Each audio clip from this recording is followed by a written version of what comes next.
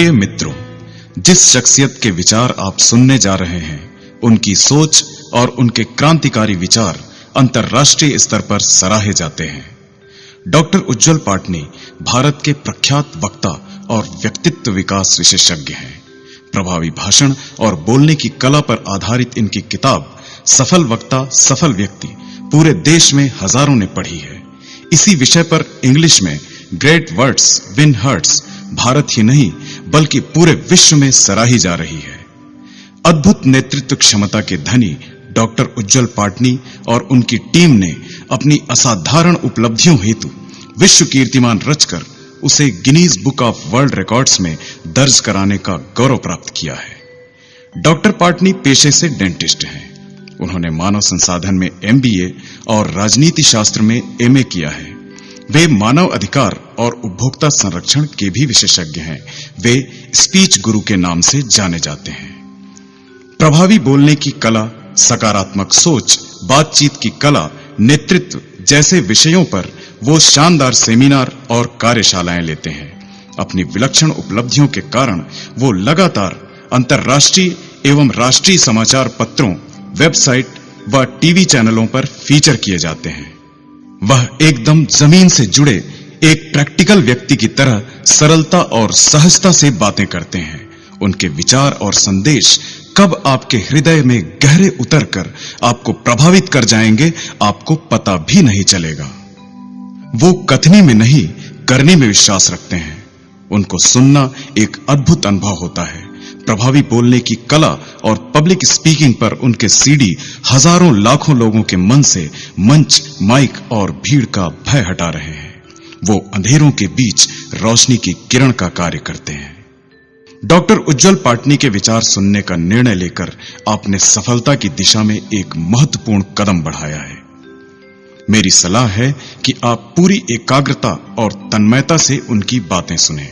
अपनी सारी पुरानी गलत धारणाओं और असफलताओं को अपने दिलो दिमाग से निकाल दें, क्योंकि उनके मौलिक और हृदय स्पर्शी विचार अब से कुछ ही पलों के बाद आपको सामान्य से विशिष्ट और विशिष्ट से अति विशिष्ट बनने की उज्जवल राह दिखाएंगे। अपने सपनों को पूरा करने और अपने परिवार को शानदार भविष्य देने के लिए आइए सुने प्रख्यात वक्ता, लेखक और विचारक डॉक्टर उज्ज्वल पाटनी को। Good morning, good afternoon, good evening, तीनों एक साथ इसलिए कह दिया ताकि आप जिस वक्त भी यह CD सुन रहे हो, मेरी दुआ आप तक पहुंच जाए। आज सुबह सुबह मैं एक वर्कशॉप ले रहा था। अचानक ही एक पार्टिसिपेंट ने मुझसे बड़ी गंभीरता से पूछा, डॉक्टर साहब, क्या आपको वाकई लगता है कि आपकी CD से या सेल्फ हेल्प की पुस्तकों से, पर्सनालिटी डेवलपमेंट की किताबों से किसी को कुछ फायदा होता होगा, या फिर यह सब कोरी बकवास है? मैं सोच में पड़ गया, क्योंकि उसकी बात कुछ हद तक सही थी और कुछ हद तक गलत। मैंने उनसे कहा, मैं 100% आपसे सहमत हूं कि कोई भी स्पीकर, कोई भी मोटिवेटर किसी की जिंदगी नहीं बदल सकता। कोई भी किताब किसी की उलझन नहीं सुलझा सकती। कोई भी सारपूर्ण कहानी किसी को राह नहीं दिखा सकती, और कोई भी सलाह किसी की गलत आदत नहीं सुधार सकती। कोई भी किताब पढ़कर आज तक करोड़पति नहीं हुआ, क्योंकि सबसे महत्वपूर्ण उस पुस्तक को पढ़ने वाला, उस सलाह को सुनने वाला, उस CD को मनने वाला व्यक्ति है। यदि पाठक या श्रोता बदलना नहीं चाहता, तो कोई भी किताब, कोई भी CD किसी के अंदर कोई फर्क नहीं पैदा कर सकती। कोई भी पाठक किसी किताब को पढ़कर या CD को सुनकर सफल और धनवान नहीं हो सकता, क्योंकि पुस्तक या CD कोई ATM मशीन नहीं जिसमें बटन दबाओ और पैसे बाहर आ जाएं। पुस्तकें हो या CD हो, प्रेरक हो या मोटिवेटर हो, ये सारे लोग सिर्फ आपको रास्ता बता सकते हैं। ये सिर्फ आपको राह दिखा सकते हैं। राह पर चलना आपको खुद को पड़ेगा।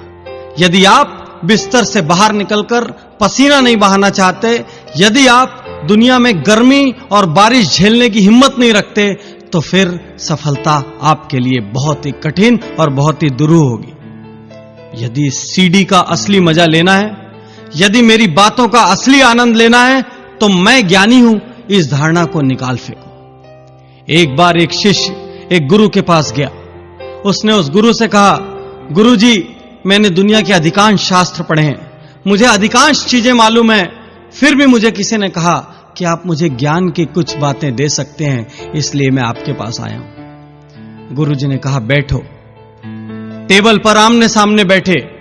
गुरुजी ने एक नौकर को आदेश किया, चाय लेकर आओ। एक केटली चाय की आई, 2 कप गुरु और शिष्य के आमने सामने रखे गए। गुरु ने केटली से अपने कप में चाय डाली, उसके बाद उन्होंने शिष्य के कप में चाय डालना शुरू किया। कप आधा भर गया, कप पौना भर गया, कप पूरा भर गया और चाय बाहर गिरने लगी। शिष्य ने कहा, गुरुजी, ये क्या कर रहे हैं? कप भर चुका है और चाय बाहर निकली जा रही है।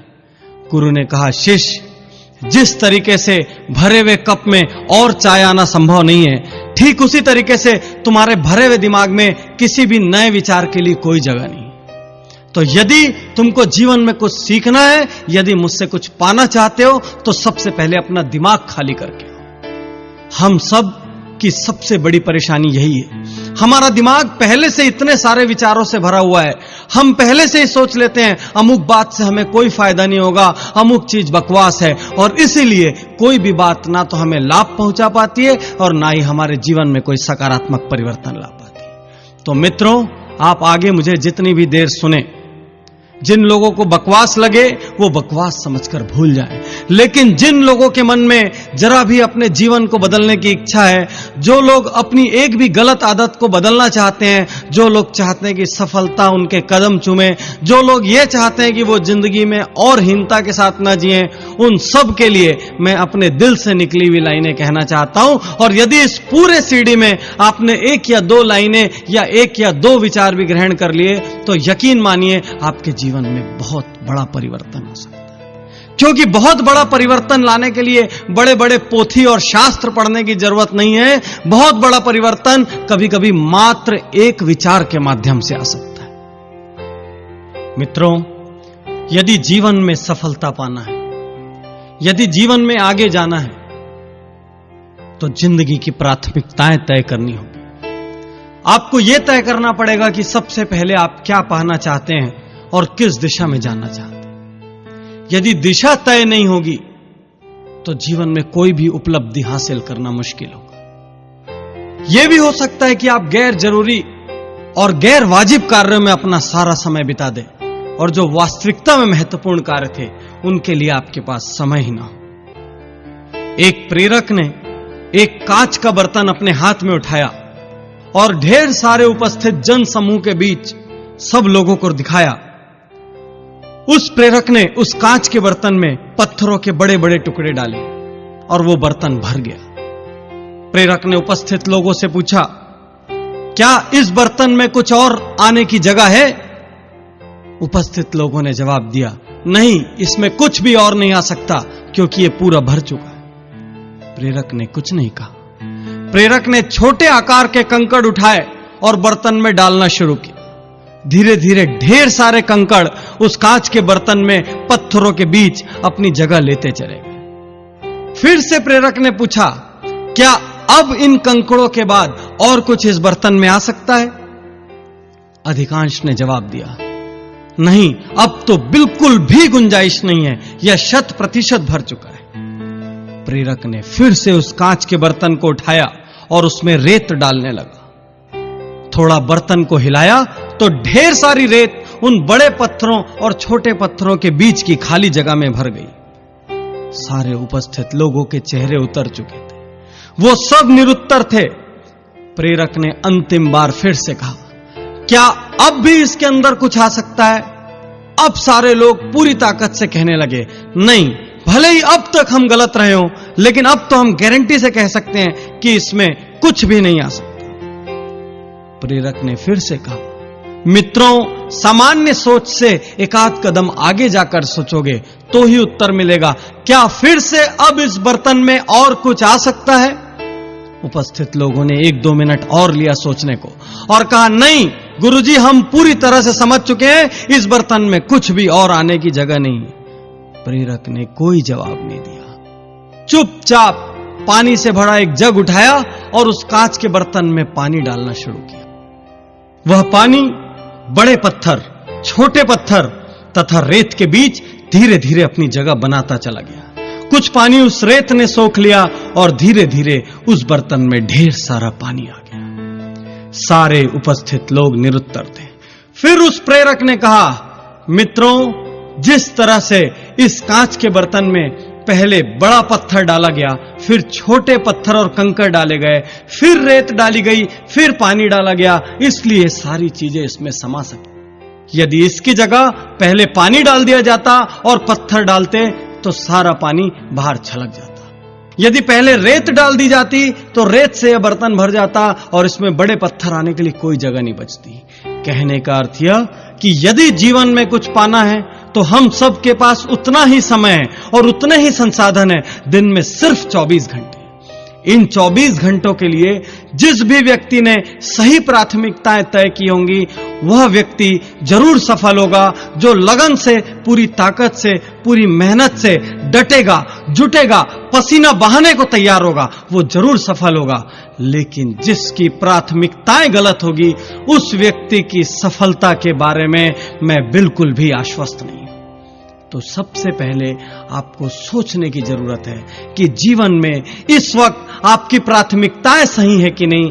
यदि प्राथमिकताएं सही हैं तो फिर आगे हम लगन की, दिशा की और दूसरे गुणों की बात करेंगे। यहां पर यह भी जरूरी है कि आप अब तक जहां भी हो, अब तक आपने जितनी भी असफलताएं झेली हो, अब तक संसार ने आपको जो भी लेबल दिया हो, उन सारे लेबलों को आप भूल जाएं और एक नई शुरुआत करने को तैयार हो।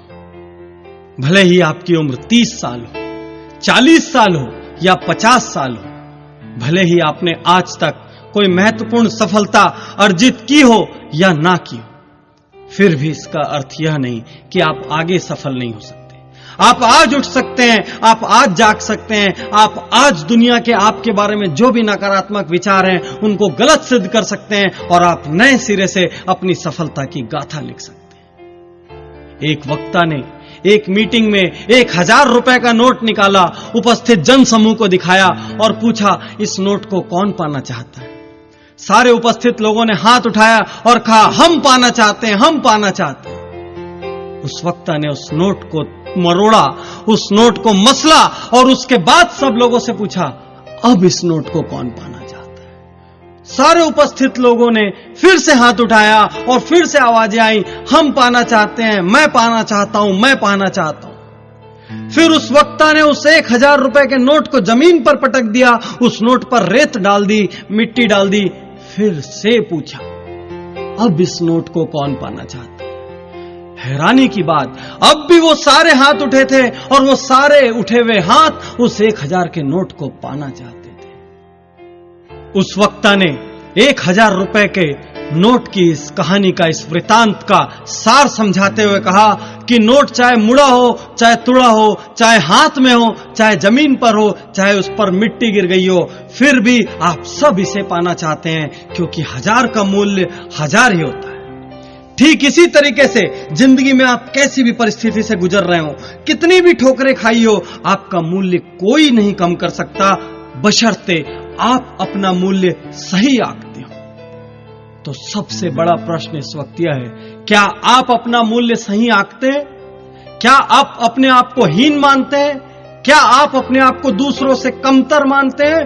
यदि आप सम्मान के साथ जीना चाहते हैं तो अपने अतीत से खुद को मुक्त कीजिए, अपने बारे में एक श्रेष्ठ राय बनाइए और पूरी ताकत से नई जिंदगी शुरू कीजिए।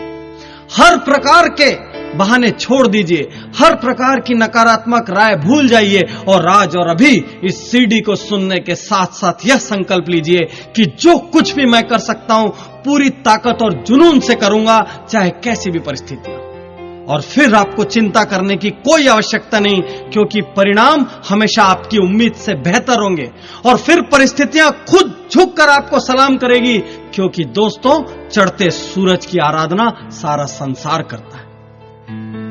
सफलता के रास्ते पर चलने के लिए आपको अपने दैनिक जीवन में झांकना होगा। आप कितने बहाने बनाते हैं? आप कैसी भाषा का प्रयोग करते हैं। मैं हमेशा अपने वर्कशॉप्स और सेमिनार्स में पार्टिसिपेंट से कहता हूं, चाहे मैं देश के किसी भी कोने में क्यों ना हूं, कुछ वाक्यों को तलाक देना होगा। अपनी दैनिक जीवन में दैनिक भाषा पर गौर करिए। जिन वाक्यों की मैं बात करने जा रहा हूं, यदि इन वाक्यों का आप उपयोग करते हैं, यदि ये वाक्य आपकी बोली का हिस्सा है, यदि ये कार्य आपकी आदतों का हिस्सा है, तो आपको इनको तलाक देना होगा। तभी आप दुगनी स्पीड से मंजिल की ओर, सफलता की ओर बढ़ पाएंगे। सबसे पहला वाक्य, लोग क्या कहेंगे। अधिकांश लोग दुनिया में दूसरों के डर से नई चुनौतियां हाथ में नहीं लेते, आगे बढ़कर पहल नहीं करते। उनके मन में सिर्फ एक भय होता है, यदि असफल हो गए तो लोग क्या कहेंगे। प्रभावी बोलने की कला और इफेक्टिव पब्लिक स्पीकिंग पे पूरे भारत में मैं अलग अलग कोनों में वर्कशॉप और लेक्चर्स लेता हूं, और जब भी मैं लोगों से पूछता हूं कि माइक पर आज तक नहीं बोल पाए तो इसका सबसे बड़ा कारण क्या था, तो वो सारे लोग ये कहते हैं कि सबसे बड़ा कारण फेल होने का भय था। तो मैंने पूछा, फेल होने का भय क्या, इसका क्या मतलब। तो वो बोलते थे कि सर, हमें लगता था यदि फेल हो जाएंगे तो जो लोग सुन रहे हैं वो क्या कहेंगे, हमारे बारे में क्या इमेज क्रिएट होगी, क्या इंप्रेशन बनेगा, और इस भय से वो लोग आजीवन माइक के सामने या तो बोल नहीं पाए, और या जब भी बोले तो उनकी परफॉर्मेंस खराब हो। मित्रों, सबसे पहले इस लोग क्या कहेंगे इस वाक्य को तलाक दे दीजिए। लोग नया हेयर कट कराने में, स्वयं को नया लुक देने में, यहां तक कि पसंदीदा कपड़ा पहनने से भी डरते हैं। कभी कभी तो यह भी होता है कि कोई शर्ट आपने बहुत पसंद से, बहुत चाव से खरीदी, जो ही आप घर पहुंचे आपके एक मित्र ने कहा, यह कैसी शर्ट ले ली। फिर अगले दिन जब आप पहन के निकले तो परिवार के किसी दूसरे व्यक्ति ने कहा, यह शर्ट बिल्कुल नहीं जच रही है। थोड़ा आगे बढ़े, किसी तीसरे व्यक्ति ने कहा, यार डिजाइन पुराना है। तो आप अपनी इतनी चाव से, पसंद से ली गई शर्ट को अलमारी के अंदर किसी कोने में रख देंगे और आजीवन उसे आप नहीं छुएंगे। मैं पूछना चाहता हूं कि आप दुनिया के लिए पैदा हुए हैं या खुद के लिए। हर बात में नुक्स निकालना, राय देना और व्यंग करना समाज के बहुत बड़े वर्ग का निशुल्क रोजगार है। आप चाहे अच्छा काम करने निकलिए, चाहे बुरा काम करने निकलिए, कुछ लोग आपके आसपास बैठे हैं जो एक व्यंग जरूर करेंगे या 2-4 लाइन कहकर आपकी राह में जरूर बाधा बनेंगे। यदि आप इनकी सोचेंगे तो मुझसे स्टैम्प पेपर पर लिखा कर ले लीजिए कि आप आजीवन कुछ नहीं कर पाएंगे। ये लोग पलटते भी बहुत जल्दी, गिरगिट होते हैं। जो लोग कल आपको असफल और विफल कह रहे थे, जो लोग कल आपकी काबिलियत और क्षमता पर प्रश्न चिन्ह लगा रहे थे, आप जरा सफल होकर देखिए, अगली ही सुबह उनकी पूरी भाषा बदल जाएगी और वो ये कहना शुरू कर देंगे, अरे मैं तो पहले से ही जानता था, ये एक ना एक दिन कुछ ना कुछ जरूर करेगा। ऐसे लोगों की वजह से यदि आप अपने सपनों को मार रहे हैं, ऐसे लोगों की वजह से यदि आप अपने लक्ष्यों को छोड़ रहे हैं, तो आप अपनी किस्मत के साथ, अपने आप के साथ बहुत बड़ा अन्याय कर रहे हैं। जो भी काम कर रहे हैं पूरी ताकत से कीजिए। ऐसे सारे लोगों को भूल जाइए। आपने एक पुरानी कहावत सुनी होगी कि हाथी चले बेजार और कुत्ते भौंके हजार। तो हाथी की तरफ बेजार होकर अपने लक्ष्य की ओर चलते जाइए, लोगों को अपना काम करने दीजिए। बीते दिनों में झांक कर देखोगे दोस्तों, तो कई ऐसे कार्य होंगे जिन्हें आप कर सकते थे, और यदि आप उन्हें करते तो सफलता की नई ऊंचाइयों पर होते। लेकिन कुछ लोगों के कहने के कारण आप घबरा गए, आप हिचक गए, आप ठिठक गए, आपने वो काम नहीं किया। अब ऐसा मौका मत आने दीजिए। ये लोग जो आपकी राह में बाधा बनते हैं, ये भले ही आपके आसपास के लोग हों, आपके परिवार के लोग हों, इनसे आप दूरी बना लीजिए। यदि कोई बाहर का व्यक्ति है जो लगातार आपके काम में टोका टोकी करता है, लगातार एक नकारात्मक वायरस की तरह व्यवहार करता है, तो उसका साथ छोड़ दीजिए। कुछ लोगों के मुंह से मैं यह लाइन भी सुनता हूं, मुझसे यह नहीं होगा, हम ये कैसे कर पाएंगे, हम में तो इतनी काबिलियत ही नहीं है। कुछ लोग स्वयं के ऊपर बिल्कुल भी विश्वास नहीं करते और अपने इसी अविश्वास की वजह से वे सदैव हीन भावना से ग्रस्त रहते हैं। इसी हीन भावना की वजह से वे सदैव जिम्मेदारियों से दूर भागते हैं और इसी जिम्मेदारी से दूर भागने की वजह से वो जिंदगी में कभी तरक्की नहीं कर पाते। इनके होठों पर आपको अधिकांशतः ये लाइनें मिलेगी, मुझसे यह नहीं होगा, मैं यह नहीं कर पाऊंगा। ये लाइनें धीरे धीरे इनकी आदत बन जाती है और व्यक्ति जाने अनजाने दिन में बहुत बार ये लाइनें उपयोग में लाने लगता है। धीरे धीरे इन लाइनों को उपयोग में लाने से यह संदेश और चेतन मस्तिष्क तक चले जाता है और उस व्यक्ति की कार्य क्षमता कम होने लगती है। वह व्यक्ति जब कार्य करता है तो असफल होने लग जाता है और यह असफलता जाने अनजाने पुनः उस विश्वास को दृढ़ करती है कि मुझसे यह नहीं होगा। मित्रों, यह एक आत्मघाती वाक्य है और यह धीरे धीरे आपकी छवि को आपके स्वयं के सामने, परिवार के सामने और समाज के सामने नकारात्मक बना देगा। आप स्वयं को अंदर से कमजोर महसूस करने लगेंगे और आपका पतन 100% निश्चित हो जाएगा। इसलिए आज से इस कमजोर लाइन को तलाक दे दीजिए और एक नया वाक्य उपयोग में लाइए, यदि इस दुनिया में कोई और कर सकता है तो मैं भी कर सकता हूं। बहुत सारे लोगों के मुंह से मैं यह लाइन भी सुनता हूं, आज मूड नहीं है, अभी मूड नहीं है। हमारे बड़े बूढ़ों ने अपने जमाने में यह लाइन कभी नहीं सुनी होगी, लेकिन आज की जनरेशन में आप नर्सरी के बच्चों के मुंह से भी सुन लेंगे। मुझे समझ में नहीं आता ये मूड क्या बला है और ये शब्द हमारी भाषा में आखिर घुसा कैसे। मैं आपसे एक सवाल करता हूं, आप सड़क पर जा रहे हैं और कोई कुत्ता आपको काटने दौड़े तो क्या आप कुत्ते से यह कहने का साहस कर सकते हैं, आज मेरा भागने का मूड नहीं है इसलिए मुझे काट लो?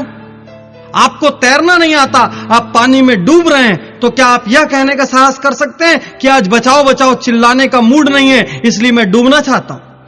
आपको भयंकर प्यास लगी हो और सामने पानी आए तो क्या आप कहेंगे कि छोड़ो आज पानी पीने का मूड नहीं है? जब ऐसी जगहों पर मूड याद नहीं आता तो अपना भविष्य संवारने के लिए किए जाने वाले जरूरी कामों में यह मूड शब्द कहां से आता है, मुझे समझ में नहीं आता। मित्रों, जो काम जरूरी है वह जरूरी है, उसके लिए मूड कैसा? काम शुरू कर दो, मूड अपने आप बन जाए। आज से लगभग 2-3 साल पहले मैं भी पुस्तक लिखने के लिए मूड की तलाश करता था। इसी वजह से हर बुक में बहुत ज्यादा वक्त लगता था। धीरे धीरे मुझे समझ में आया कि यह सिर्फ मेरा ड्रामा है, नखरा है। धीरे धीरे मैंने जब भी पुस्तक लिखने की सोची तुरंत कलम उठाया और लिखना शुरू कर दिया। यदि मन के किसी कोने में ऐसा भी लगा कि आज मूड नहीं है या छोड़ो कल लिख लूंगा, तो उस वाक्य को तुरंत मैंने दिमाग से झटक दिया। धीरे धीरे एक ऐसी स्थिति आ गई कि अब जब भी मैं पेन लेकर बैठता हूं तो अपने आप विचार मेरे दिमाग में आने लग जाते हैं। अब मुझे ना तो मूड की कोई दरकार बची है, ना ही ऐसा कोई ड्रामा करने की इच्छा बची। कुछ लोगों के मुंह से, या कह लो कि बहुत सारे लोगों के मुंह से हम यह लाइनें भी सुनते हैं, हमारा तो भाग्य खराब है, हमारा लक ठीक नहीं है। अरे भाग्य नाम की कोई चीज इस दुनिया में है या नहीं, इस सदियों पुराने विवाद में मैं नहीं पड़ना चाहता, लेकिन मैं इतना जरूर जानता हूं कि इस दुनिया में बहुत कम लोग ऐसे हैं जो पूरी मेहनत, पूरी ईमानदारी, पूरी ताकत, पूरी बुद्धि से सही दिशा में काम कर रहे हैं और फिर भी उन्हें सफलता नहीं मिल रही। अधिकांश लोग जो असफल हैं वो ऐसे लोग हैं जो कहीं ना कहीं बहानेबाजी बना रहे हैं, जो कहीं ना कहीं पूरी लगन से अपना काम नहीं कर रहे हैं, या फिर जिनकी दिशा गलत है। मित्रों, यदि आप सही दिशा में मेहनत कर रहे हो तो हो सकता है कि आपको ऊंचाई उतनी ना मिले, लेकिन एक बात तय है कि आप असफल तो बिल्कुल नहीं होंगे। भाग्यवादी लोगों से मैं एक बात और कहना चाहता हूं कि भाग्य चाहे अच्छा हो या बुरा, मेहनत तो दोनों स्थिति में करनी पड़ेगी। क्योंकि यदि भाग्य अच्छा है और आपने मेहनत चालू रखी तो आपको डबल सफलता मिलेगी, और भाग्य यदि खराब है और आपने मेहनत चालू रखी तो आपकी असफलता का प्रतिशत कम हो जाएगा। किसी भी सूरत में मेहनत का महत्व कम नहीं होता। डटना तो हर हाल में होगा, जुटना तो हर हाल में होगा। इसलिए मैं आपसे सीधी सीधी और खरी खरी बात कहता हूं कि बैठकर रोने की बजाय, किस्मत चमकने का इंतजार करने की बजाय, ज्योतिषियों का चक्कर लगाने की बजाय, हवन पूजा पाठ और कर्मकांड कराने की बजाय, उंगलियों में अलग अलग रंगों के पत्थर पहनने की बजाय उठिए, बाहर निकलिए, पसीना बहाइए, पूरी ताकत और समर्पण से अपने कार्य में जुट जाइए। भाग्य को अपना काम करने दीजिए और आप अपना काम कीजिए। आप देखेंगे कि धीरे धीरे अपने आप भाग्य और परिस्थितियां आपके अनुकूल होने लग जाएगी। यदि आप बार बार अपनी भाषा में यह भाग्य शब्द का प्रयोग कर रहे हैं तो ज्यादा संभावना इस बात की है कि आप बहानेबाजी कर रहे हैं और अपने भविष्य को धोखा दे रहे हैं। ढेर सारे लोगों के मुंह से यह लाइन भी सुनने में आती है, कल कर लूंगा, परसों कर लूंगा। कुछ लोगों को जब भी जिम्मेदारी का काम बतलाया जाता है वो तुरंत कहते हैं तबीयत ठीक नहीं लग रही है, आज व्यस्त हूं। खास बात यह है दोस्तों कि ऐसे लोगों का कल कभी नहीं आता। ऐसे लोगों को काम सौंपने के पहले ही हमारे मन में शंका पैदा हो जाती है कि यह काम होगा कि नहीं। ऐसा नहीं है कि ये काम करने में असमर्थ होते हैं या अयोग्य होते हैं, लेकिन उनमें एक अजीब सा ढीलापन होता है। ऐसे लोग बिस्तर पर लेटकर टीवी देखते हुए, मोबाइल पर बात करते हुए या गेम खेलते हुए सारा दिन निकाल देंगे, लेकिन जब आप उनसे कार्य की प्रगति के बारे में पूछेंगे तो वे कहेंगे कि आज नहीं हो पाया। क्यों नहीं हो पाया, क्यों नहीं कर पाए, इसके बारे में कोई ठोस जवाब नहीं, लेकिन उनके चेहरे पर आपको कोई पश्चाताप का भाव ही नहीं मिलेगा, क्योंकि वो बहाने भी बहुत स्मार्टली बनाते हैं। हैरानी और अचरज की बात तो यह है कि ऐसे बिजी विदाउट वर्क लोगों की वजह से दुनिया भरी पड़ी है, और ये सारे योग्य लोग अपनी इन्हीं आदतों की वजह से, इसी भाषा की वजह से अयोग्य होते चले जा रहे हैं। कुछ लोग तो सिर्फ काम याद ना रख पाने के कारण रात दिन दूसरों की डांट सुनते हैं। यदि आपकी भी ऐसी आदतें हैं तो संभल जाइए। आज ही बैठिए, शांति से अपनी बोली और सोच पर गौर कीजिए। क्या आप भी इन 5 वाक्यों में से किसी का काफी प्रयोग करते हैं? क्या इनमें से भी कुछ आदतों ने आपको जकड़ रखा है? यदि जकड़ रखा है तो तुरंत आज और अभी इन वाक्यों को छोड़ने का निर्णय लीजिए। इन आदतों को छोड़ने का निर्णय लीजिए और फिर से मत टालना कि अगले हफ्ते से छोड़ दूंगा या 1 महीने में छोड़ दूंगा, क्योंकि मित्रों, किसी भी शुभ कार्य के लिए कोई मुहूर्त खराब नहीं होता, और हर वो दिन शुभ होता है जब इंसान कुछ अच्छा करने की ठान ले और अच्छा करने के लिए निकल पड़े। जब मैं सीडी को रिकॉर्ड कर रहा था, उस वक्त मेरी टीम के एक एसोसिएट मेरे साथ बैठे थे। उन्होंने मुझसे एक लाइन कही कि सर, जिस तरह से कंप्यूटर में एंटीवायरस सीडी होता है, उसी तरीके से आप इसको एंटी बहाना सीडी का नाम दे दो, क्योंकि आपने इस पूरी सीडी में बहाना बनाने वालों पर जमकर प्रहार किया। मैं ये बात दिल से कहता हूं कि व्यक्तित्व की यदि कोई सबसे बड़ी बीमारी है तो वो बहानाइटिस है, एक्सक्यूजाइटिस है, और इसी बीमारी के कारण बहुत से काबिल लोग अपनी योग्यताओं के साथ अन्याय कर रहे हैं। मेरे अनुसार जब भी कोई इंसान बहाना बनाता है तो उसे खुद पे शर्मिंदगी महसूस करनी चाहिए, क्योंकि वो किसी और को नहीं वरन खुद को धोखा दे रहा है। अक्सर लोग बहानों से विफलताओं को ढक कर रखते हैं, मजबूत तर्क बनाकर पेश करते हैं, जिससे साबित हो सके कि दूसरों के मुकाबले उनके सामने ज्यादा मुश्किलें थी। यदि वाकई में आप सपनों को पाना चाहते हैं, मंजिलों को छूना चाहते हैं, अपनी सपनों की दुनिया को हकीकत में बदलना चाहते हैं, तो आपको ये बहाने छोड़ने होंगे। क्या आपको भी लगता है कि आपकी दुनिया दूसरे लोगों की दुनिया से ज्यादा कठिन है? तो मैं अगले 10-15 लोगों के उदाहरण आपके सामने देना जा रहा हूं, जिनके बाद आपको यकीन हो जाएगा कि आपके सारे बहाने खोखले हैं और उनमें कोई दम नहीं है। आपका शुद्धिकरण करने के लिए सबसे पहले आपके बहानों का अंतिम संस्कार करना जरूरी है, जो कि मैं करने जा रहा हूं। मैं ऐसे ऐसे नाम आपके सामने बताऊंगा जिनके सामने आपसे ज्यादा तकलीफें थी, जिनका जीवन आपसे ज्यादा कठिन था और जिनके सामने आपसे ज्यादा मुश्किलें थी, फिर भी उन्होंने सिर्फ एक अच्छा काम किया। कोई बहाना बनाने की बजाय डटे रहे, जुटे रहे, लड़ते रहे, पूरी ताकत से, पूरी योग्यता से, बिना कोई बहाना बनाए, और इसीलिए वो आज शिखर में, और इसीलिए वो इतने महत्वपूर्ण है कि इस वक्त मैं यहां इस सीडी में उनके नाम की चर्चा कर रहा हूं। कुछ लोग एक बहाना बनाते हैं कि हमें उचित शिक्षा लेने का अवसर नहीं मिला। मित्रों, उचित शिक्षा लेने का अवसर फोर्ड मोटर्स के मालिक हेनरी फोर्ड को भी नहीं मिला था, और रिलायंस इंडस्ट्रीज के चेयरमैन धीरू भाई अंबानी को भी नहीं मिला था। फिर भी इन लोगों ने अथाह और अपार सफलता अर्जित की। कुछ लोग कहते हैं, बचपन में ही मेरे पिता का देहांत हो गया था, उसके बाद मैं लगातार घर संभालने की जिम्मेदारी में डट गया। मित्रों, प्रख्यात संगीतकार AR रहमान के पिता का भी देहांत बचपन में हो गया था। मेरे स्वयं के पिता का देहांत भी बचपन में हो गया था। लेकिन हम में से कोई भी इन बहानों का सहारा नहीं लेता। कुछ लोग यह भी बहाना बनाते हैं कि मैं अत्यंत गरीब घर में पैदा हुआ हूं, इसलिए मुझे मौके नहीं मिले। कैसी बात कर रहे हो आप? देश के अधिकांश सफल लोग गरीब घरों में ही पैदा हुए थे। किसी और का नाम न लें तो पूर्व राष्ट्रपति एपीजे अब्दुल कलाम इतने गरीब घर में पैदा हुए थे कि उनकी शिक्षा का खर्च भी दूसरे लोगों ने वहन किया था। कौन सा बहाना बनाएंगे आप? कौन सा बहाना बनाएंगे आप? मैं आपके सारे बहानों की सर्जरी कर दूंगा।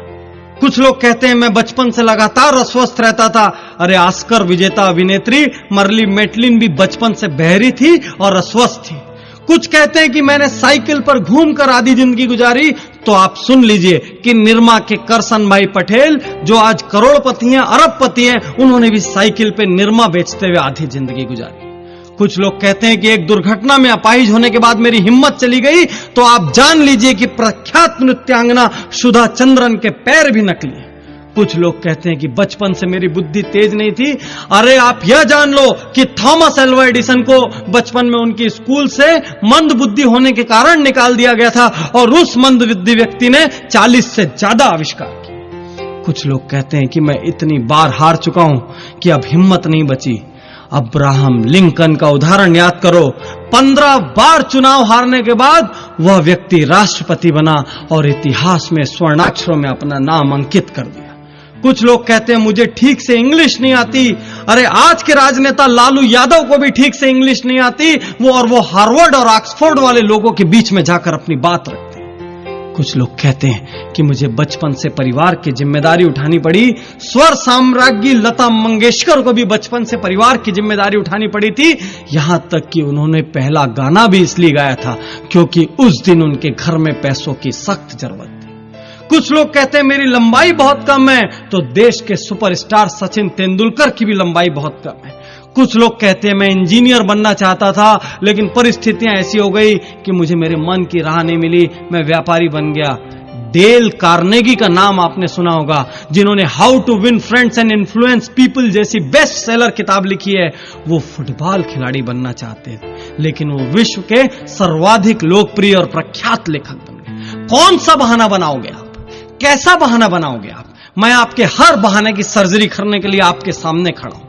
कुछ लोग कहते हैं मैं अत्यधिक मोटा हूं, इस वजह से मुझे शर्म आती है। अरे मोटे हो तो मोटापा कम करो। अदनान सामी को देखो, इतना मोटा व्यक्ति था तब भी वो बहुत अच्छा गायक था और उसने एक दिन निर्णय ले लिया कि मुझे मोटापा कम करना है, तो उसने ऐतिहासिक रूप से अपना वजन कम करके दुनिया को दिखा दिया कि दृढ़ निश्चय हो तो सब कुछ संभव है। कुछ लोग कहते हैं मैं एक छोटी सी नौकरी करता हूं, क्या हो पाएगा? अरे धीरू भाई अंबानी, नारायण मूर्ति, ये सारे लोग छोटी छोटी नौकरियां करते थे। कोई कहता है मेरी कंपनी, मेरा व्यापार एक बार दिवालिया हो चुका है, अब मुझ पे कौन भरोसा करेगा? तो आप जान लीजिए कि जिस पेप्सी को आप बड़े चाव से स्वाद लेकर पीते हैं वह दुनिया की सबसे बड़ी शीतल पेय निर्माता कंपनी पेप्सी कोला 2 बार दिवालिया हो चुकी। कुछ लोग कहते हैं मैं डिप्रेशन में जा चुका हूं, मेरा नर्वस ब्रेकडाउन हो चुका है। तो आप जान लीजिए कि डिज्नीलैंड बनाने के पहले वॉल्ट डिज्नी का भी 3 बार नर्वस ब्रेकडाउन हुआ था। कुछ लोग उम्र का बहाना बनाते हैं, उम्र बहुत ज्यादा हो चुकी है। तो आप ये जान लीजिए कि विश्व प्रसिद्ध केंटकी फ्राइड चिकन के मालिक ने 60 साल की उम्र में पहला रेस्टोरेंट खोला था और उस दुनिया में उनके पास रेस्टोरेंट की श्रृंखला है। कुछ लोग कहते हैं कि मेरी उम्र कम है, तो आप सानिया मिर्जा को देखिए, इतनी कम उम्र में दुनिया के शीर्ष टेनिस खिलाड़ियों में आज उनका नाम शुमार है।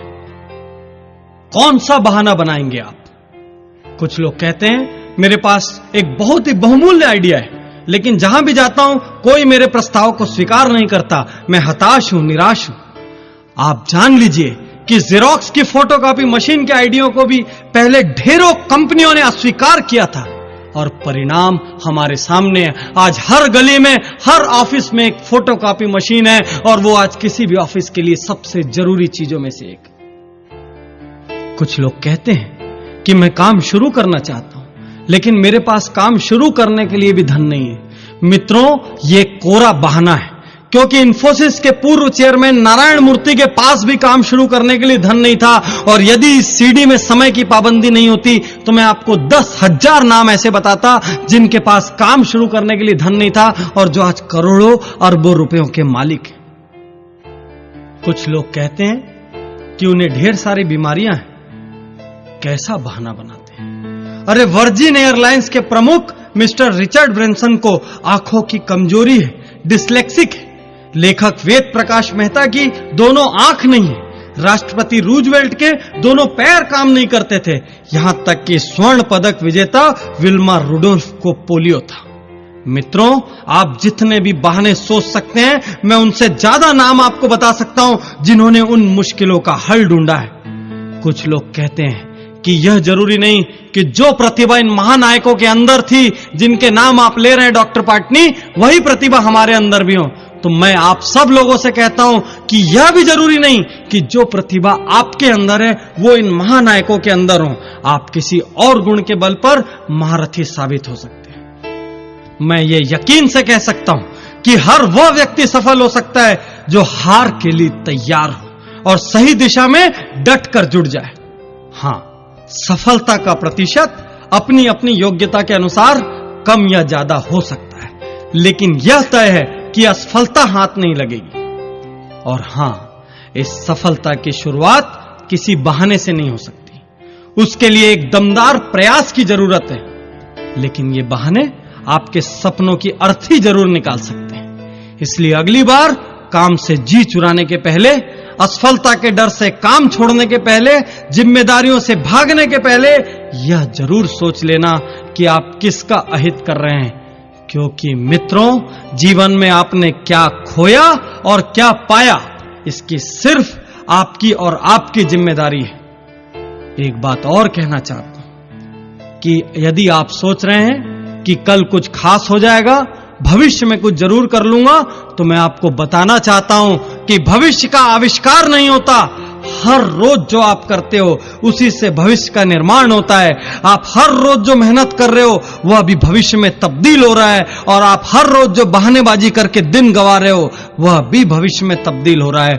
आपको चुनना होगा आप कैसा भविष्य चाहते हैं। एक कड़वी सी बात कहना चाहता हूं कि कल यदि आपके माता पिता आपके जैसी संतान होने पर अफसोस करें, कल यदि आपकी पत्नी आपके जैसा पति पाने पर अफसोस करे, और कल यदि आपका बच्चा आपको पिता कहने में अफसोस करे, तो इसके जिम्मेदार सिर्फ आप होंगे। आज आप जहां भी हैं, कल आप जहां भी होंगे, इसके लिए आप किसी भी और को जिम्मेदार नहीं ठहरा सकते। इसलिए आज, अभी और यहीं अपने सारे बहानों का अंतिम संस्कार कर दीजिए, अपने सारे नकारात्मक वाक्यों का अंतिम संस्कार कर दीजिए, और देखिए कल की सुनहरी सुबह एक बार फिर आपके लिए खुशियों के नए पैगाम लेकर आएगी। और अचानक ही आप देखेंगे कि भाग्य भी आपका साथ देने लगेगा। अचानक ही आप देखेंगे कि ऊपर वाले का आशीर्वाद भी आपको हर पल मिलने लगेगा। एक गांव में एक बार बहुत भारी बाढ़ आ जाती है। धीरे धीरे सारा गांव उस बाढ़ में डूबना शुरू हो जाता है। एक व्यक्ति का घर उस बाढ़ में डूबने लगता है, जो कि ईश्वरवादी था, ईश्वर में बहुत ज्यादा आस्था रखता था। पानी धीरे धीरे ग्राउंड फ्लोर से फर्स्ट फ्लोर तक आता है और छत तक पहुंच जाता है। वो व्यक्ति दौड़कर छत पर चला जाता है अपनी जान बचाने के लिए। धीरे धीरे पानी छत में भरने लगता है। इतने में वहां एक नाव आती है और वो लोग उससे कहते हैं कि इस नाव में आ जाओ, जान बच जाएगी। वह व्यक्ति जवाब देता है, अरे मुझे नाव की कोई जरूरत नहीं, मेरी तो जान भगवान बचाएंगे, मैं उनका बड़ा प्रिय बंदा हूं। वह नाव आगे निकल जाती है। धीरे धीरे पानी और भरने लगता है। इतने में एक और नाव आती है। वो व्यक्ति कमर तक पानी में डूब चुका होता है। उस नाव से लोग फिर चिल्लाते हैं, अरे इस नाव में आ जाओ, कुछ ही मिनटों के भीतर तुम पानी में डूब जाओगे, तुम्हारी जान चली जाएगी। वो व्यक्ति फिर से वही जवाब देता है कि अरे मुझे तुम्हारी नाव की कोई जरूरत नहीं, मैं उस भगवान का प्रिय बंदा हूं, वही मेरी जान बचाएंगे। यह सुनकर वो लोग हंसते हैं और वो नाव भी आगे चली जाती है। पानी उस व्यक्ति की गर्दन तक आ चुका होता है। इतने में ऊपर से एक हेलीकॉप्टर आता है। उस हेलीकॉप्टर से सैनिक रस्सी फेंकते हैं, उस आदमी को चिल्लाते हैं, इस रस्सी को पकड़ो और ऊपर हेलीकॉप्टर में आ जाओ। वह मूर्ख फिर से जवाब देता है कि मुझे तुम्हारे हेलीकॉप्टर की कोई जरूरत नहीं, मेरी रक्षा करने के लिए तो खुद भगवान बैठे हैं। और कुछ ही मिनटों के बाद पानी में डूबने से उसकी मौत हो जाती है। वह व्यक्ति ईश्वर के दरबार में पहुंचता है, स्वर्गलोक में पहुंचता है, भगवान के सामने बड़ा झल्लाया हुआ, फनफनाया हुआ भगवान से कहता है, हे भगवान, तुमने मुझे धोखा दिया। मैंने सारा जीवन हर पल पूरी ईमानदारी से तुम्हारी आराधना की, और जब मैंने पहली बार कुछ मांगा मैं मरने वाला था, लेकिन तुमने मेरी जान नहीं बचाई। भगवान, तुमने मुझे बहुत बड़ा धोखा दिया। भगवान कहते हैं, अरे मूर्ख, तेरे घर जो 2 नाव और 1 हेलीकॉप्टर आया था वो मैंने ही भेजा था। मैं बहुत सारे अलग अलग रूप में तुझको बचाना चाहता था, लेकिन यदि तू ही नहीं बचना चाहेगा, आलस्य करके बैठा रहेगा, ठंडा होकर बैठा रहेगा, तो फिर मैं भी तेरी कोई मदद नहीं कर सकता। मैंने तुझे 3 बार बचने के रास्ते दिए, लेकिन तू स्वयं बचने के लिए कर्म नहीं करेगा तो मैं भी तेरी कोई मदद नहीं करूंगा, यह सच जान ले। तो मित्रों, सार यह है कि ऊपर वाला भी कर्मवीरों की मदद करता है। यदि आप हाथ पर हाथ रखकर भाग्य के भरोसे अपने घर पर बैठे हैं तो उठ जाइए, बाहर निकल आइए।